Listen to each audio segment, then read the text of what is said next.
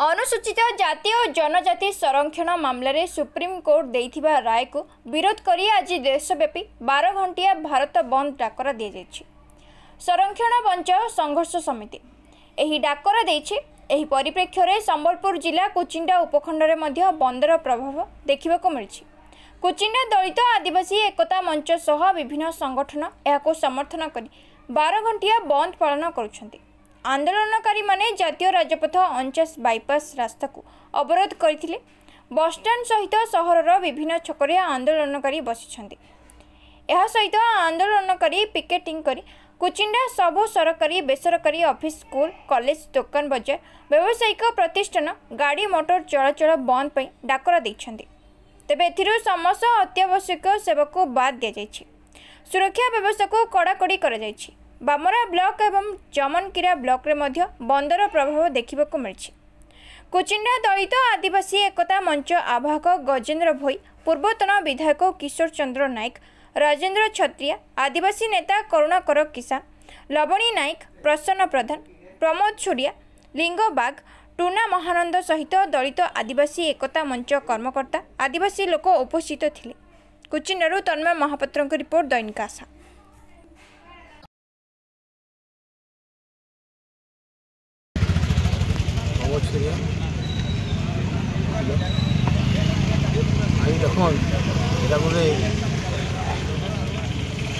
चक्रांत आदिवासी हरिजन विरोध में चक्रांत से जमी रिजर्वेशन को खत्म करदेवार गोटे प्रयासर प्रथम कदम यहाँ ये वर्गीकरण करवार माने आगामी दिन में ये वर्गीकरण सुजोग नहीं पूरा रिजर्वेशन को खत्म कर प्रयास चाहता। आंबेडकर लिखि संविधान रे एमितिया कौन जिनिस ना जो थी वर्गीकरण रहा उद्देश्य थिला सामाजिक स्तर लोक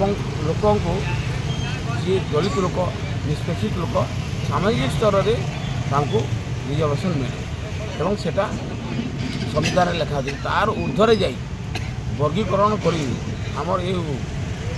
आमर नीतिटा को भांगी देवा चेष्टा कराद्वारा आगामी दिन में ये रिजर्वेशन जो अच्छी संरक्षण को खत्म कर देवा प्रयास वर्ष समस्त आदिवासी हरिजन एक हो सुप्रीमकोर्टर निष्पत्ति को विरोध कर कुचिंडा निर्वाचन मंडली कुचिंडा सब डिविजन लोक आज सारा भारत वर्ष में बंद डाकरा दि जाइए। SC ST समन्वय कमिटी विभिन्न संस्था आड़ू कारण है आज जो कोर्टर निर्देश सुप्रीम कोर्टर निर्देश कहुटा गोटे विभ्रांतिकर कथा।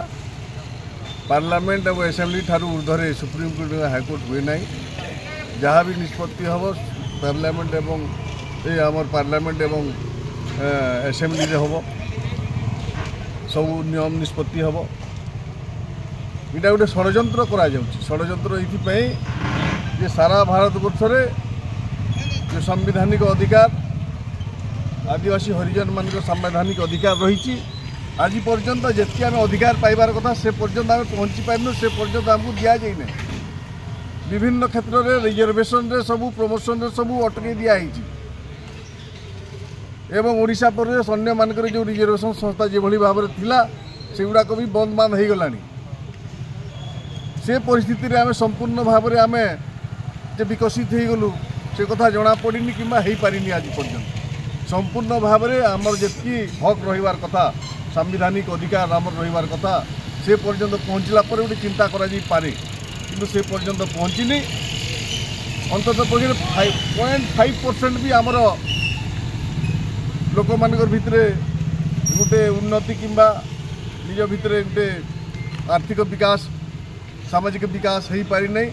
से परिस्थिति आज वर्गीकरण जो करा संपूर्ण भाव में गोटे विभ्रांतिकर परिस्थिति आगामी दिन में चक्रांत कर SC ST जो सामाजिक स्थायित्व एवं आर्थिक विकास अभिवृद्धि हमार कथा सारा भारत वर्ष में कौन सारा विश्व में आमर गोटे जो मानटा बढ़िबार गोटे जो प्रयास जो कर संवैधानिक अधिकार से हत्या करने से खत्म करने प्रयास कर आज आम SC ST सारा भारत वर्ष समस्त सब बंद डाकरा दी।